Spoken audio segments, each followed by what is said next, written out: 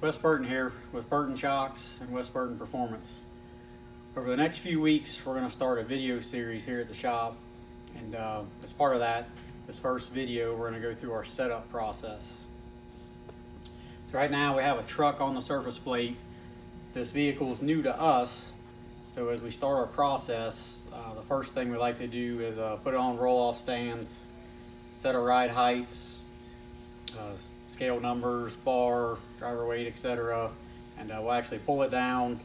That way we can get some notes on the vehicle before we tear into it. That way when we're doing our final setup, we don't have to stop and cut and grind, weld, etc. So it just speeds up the process, makes for a cleaner process.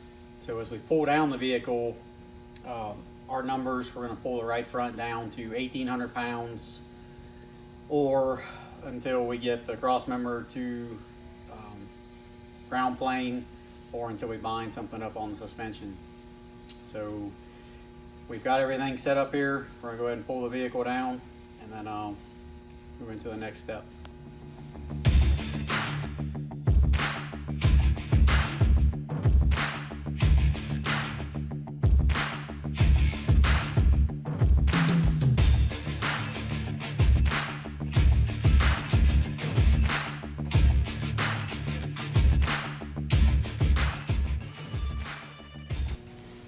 Now that we got the cross members down to 14 inches, at the same time as we approach 14 inches, the right front tie rod bound up on the outer pivot.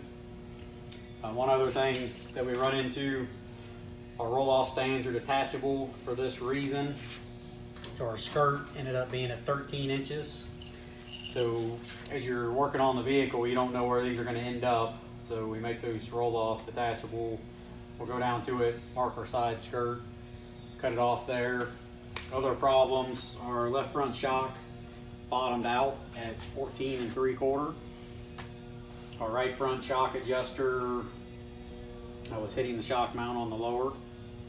And also our left front upper ball joint is bound up pretty hard as well. So these are things we'll look at and address once we take the truck off the rig, put it on jack stands, get all this stuff fixed, come back to the plate, and start our final setup process.